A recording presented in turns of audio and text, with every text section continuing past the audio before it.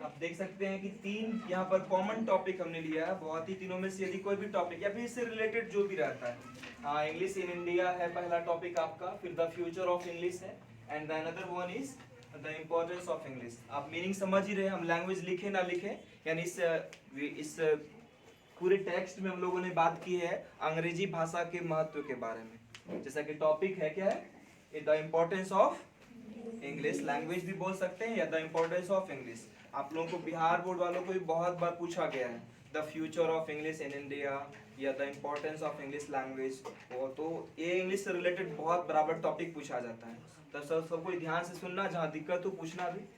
तो शुरुआत देखो कैसा है, 3 पैराग्राफ में हम लोगों ने लिखा है। हम हमेशा बोलते हैं कोई भी ऐसे टॉपिक लिखो मिनिमम 2 पैराग्राफ्स या मैक्स 3 पैराग्राफ्स है तो बहुत ही अच्छा है, क्योंकि पहला पैराग्राफ इंट्रोडक्शन होना चाहिए, दूसरा पैराग्राफ आपका बॉडी कहलाता है, मतलब मेन जो आपका जो कंटेंट होता है उसी में होता है, एंड द थर्ड पैराग्राफ जो होता है वो उसमें कंक्लूजन लिखा जाता है। कंक्लूजन को हिंदी में निष्कर्ष कहते हैं, ठीक है। निष्कर्ष मतलब आपका जो निचोड़ पूरे ऐसे का क्या है, वास्तव में क्यों ऐसा लिखे आप, उसका पूरा मूल उद्देश्य क्या है, ठीक है। तो शुरुआत देखो, the English language has remained with us for so long that it has become an important part of our lives. मतलब क्या, अंग्रेजी भाषा के आज यदि हम लोग कैलकुलेट करें तो लगभग कम से कम जो है 70-80 साल हो गए, मतलब इतने दिनों तक। वैसे हालांकि ये तो उससे पहले भी थी, लेकिन अब क्या हो गई कि ये जो है अब हम लोग आज़ादी के बाद जो है इसके बहुत ही ज़्यादा वो क्लोज हो गए, इस भाषा से काफ़ी ज़्यादा फैमिलियर हो गए हैं, क्योंकि स्कूलों में इसे पढ़ाई जाने लगी है ना। तो आगे देखिए क्या है कि हमने इसको समझना है टेक्स्ट को कि the English language has remained with us for so long, यानी इतने लंबे समय तक के लिए हमारे साथ रहा है यह भाषा, रही है यह भाषा, that it has become an important part of our lives. मतलब यह हमारे जीवन का एक अभिन्न अंग बन चुकी है, एक महत्वपूर्ण हिस्सा बन चुकी है। आगे क्या है, without the knowledge of this language, बिना इस भाषा की जानकारी के Nobody can think of a good and secured future. कोई भी एक अच्छे और सुरक्षित भविष्य के बारे में नहीं सोच सकता है। आज देख ही रहे अंग्रेजी भाषा की डिमांड कितनी ज्यादा है। आप कहीं भी जाओ, हिंदी में यदि इंट्रोडक्शन दोगे तो शायद आपको लगता है पहले ही रिजेक्ट कर दिया जाएगा। कोई भी बढ़िया से कंपनी में इंट्रोडक्शन देने अपना यदि इंटरव्यू वगैरह देने जाओगे तो इंट्रोड्यूस जब भी करने कहा जाता है तो वहाँ की डिमांड होती है कि नहीं, मीडियम कम से कम इंट्रोडक्शन इंग्लिश में होना चाहिए। तो ये जरूरत है, समय की मांग है, हम हमेशा ये बोलते आते हैं। आगे क्या है कि Who से, यहाँ पर समझना इस सेंटेंस को, Who से यानी वे लोग जो कहते हैं that English is against our culture। English यहाँ पर क्या, अंग्रेज लोग की बात नहीं कर रहे हम लोग, भाषा की बात कर रहे हैं। यानी कुछ ऐसे लोग भी सुनते मिलेंगे आपको, कहते मिलेंगे कि वे लोग कहते हैं कि नहीं अरे ये भाषा हमारे कल्चर के अगेंस्ट है, ये लाइक आप सब कुछ अपना रहे तो भाषा अपनाने में क्या दिक्कत है। आप आज वेस्टर्न म्यूजिक सुन रहे हो, वेस्टर्न कपड़े पहन रहे हो, तो सब कुछ जब अडॉप्ट कर रहे हो तो यदि एक भाषा आपके हित में है ये भाषा, तो क्यों नहीं सीख लिया जाए इसे। तो वही लिखा गया है कि Who say that English is against our culture, जो कहते हैं कि अंग्रेजी भाषा हमारे संस्कृति के खिलाफ है। कल्चर मतलब क्या होता है, संस्कृति। जो कहते हैं कि यह भाषा हमारी संस्कृति के खिलाफ है, आर नैरो माइंडेड, वे कैसे लोग हैं, छोटे सोच वाले, संकीर्ण सोच वाले लोग हैं। आगे क्या, इट इज सो, ऐसा इसीलिए because we must move along with time. मतलब क्या, हमें समय के साथ अवश्य ही चलना चाहिए। मूव अलोंग मतलब क्या हो गया, साथ चलना, अलोंग क्या होता है, साथ साथ, ठीक है। And everyone is aware of it, सबको इस बात की जानकारी है कि नहीं हमें समय के साथ चलना ही होगा, समय की मांग है अंग्रेजी भाषा, सबको इस बात को समझता है कि नहीं। आगे देखिए दूसरा पैराग्राफ जो हो रहा है, ये तो अभी तक इंट्रोडक्शन था। अब क्या फायदा इससे होने वाला है, वास्तव में ऐसा कहा क्यों गया, इंपॉर्टेंस क्यों नाम पड़ा, इस टॉपिक का नाम क्यों पड़ा द फ्यूचर ऑफ इंग्लिश या फिर द इंपॉर्टेंस ऑफ इंग्लिश, इसका महत्व है क्या, हो क्या जाएगा इससे, क्या अच्छा हो जाएगा, उसी की बात करी गई है।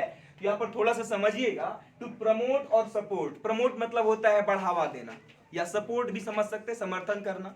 तो टू प्रमोट और support English never means that we are against Hindi. कोई लोग कहते हैं कि नहीं हमको अंग्रेजी अच्छी लगती है, इसका मतलब क्या हम हिंदी भाषा भूल जाएंगे। वो तो नहीं बोलेंगे, वो तो हमारी मातृभाषा है ही, लेकिन साथ ही साथ यदि हम अंग्रेजी भाषा को भी अडॉप्ट कर ले तो कितना अच्छा हो जाएगा।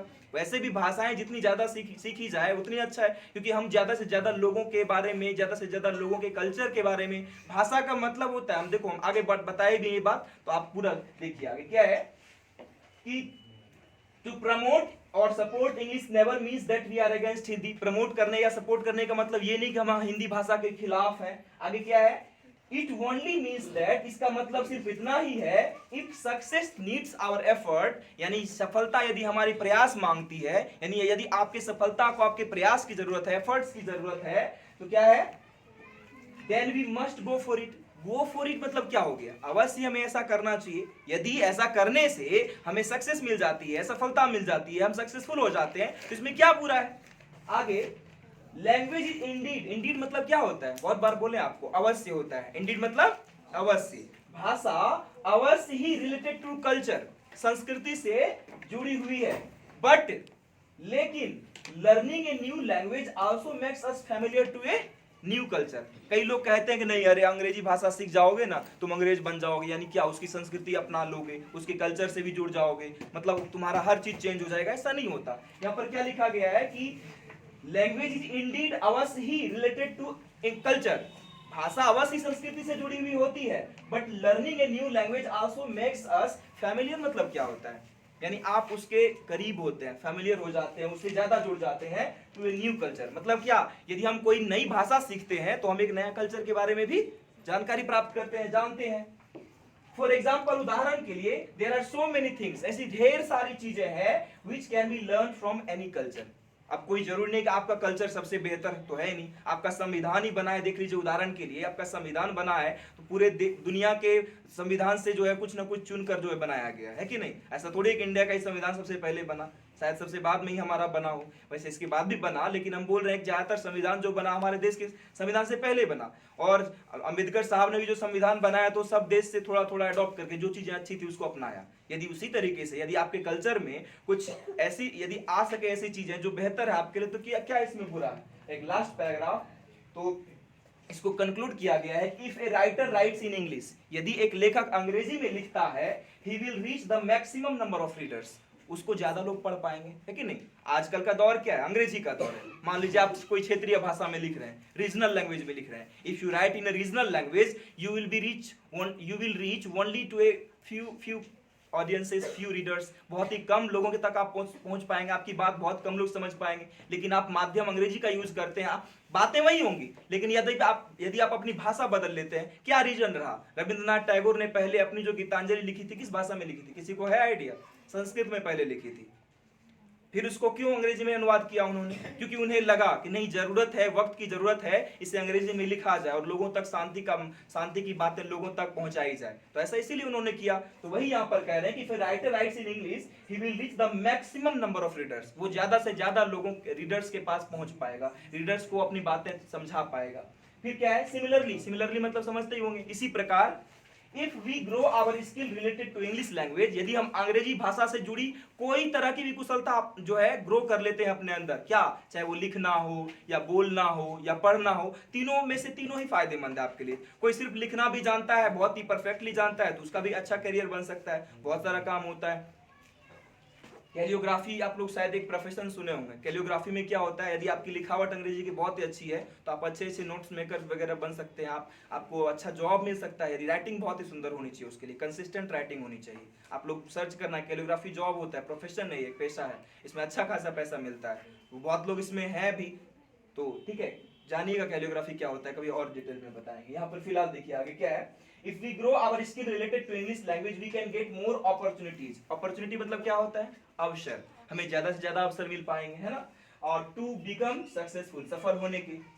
दस इस प्रकार बाय लर्निंग इंग्लिश, अंग्रेजी सीख कर we can make our career and, career नहीं पढ़ते इसको, क्या पढ़ते हैं, करियर एंड फ्यूचर बेटर, यानी अपना जीवन और अपना भविष्य जो है हम कैसा बना सकते हैं, बेटर, यानी बेहतर बना सकते हैं, बेहतर कर सकते हैं। ये आपका सटीक एक तरीके से, आप चाहे तो इसमें बहुत कुछ ऐड कर सकते हैं, कोई जरूरी नहीं, कोई भी ऐसे लिखा जाता है तो उसमें सब कुछ थोड़ी ऐड किया जा सकता है, वो तो बहुत लेंदी हो जाएगा। तो आपको भी इस हिसाब से जो भी लगता है, मैंने बहुत चीजें ऐसी बताई एडिशनल, जैसे मान लीजिए रीजनल लैंग्वेज से इसका कंपेयर कर सकते हैं। बहुत सारी ऐसी रीजनल लैंग्वेजेज हैं, जैसे भोजपुरी हो गई, या फिर संस्कृत हमारे जो एंशिएंट लैंग्वेज है उससे भी कंपेयर किया सकती है। वैसे संस्कृत एक समय में बहुत ज्यादा पॉपुलर और मोस्ट वाइडली नॉन था, लेकिन अब तो ये जो है अंग्रेजी में कन्वर्ट हो रहा है धीरे धीरे। अब जो है, पहले लैटिन भी बहुत पॉपुलर था, आप जान ही रहे, ओल्ड इंग्लिश में लैटिन बहुत का बोलबाला था उसका, लेकिन अब तो बस अंग्रेजी एक ऐसा भाषा रह गया है जो कि शायद सबसे ज़्यादा कॉमन है, और ज़्यादा से ज़्यादा लोगों तक इसके जरिए आप पहुंच सकते हैं, समझ सकते हैं ज़्यादा से ज़्यादा लोगों की बात को, और अपनी बात ज़्यादा से ज़्यादा लोगों तक पहुंचा सकते हैं। यही एक माध्यम है।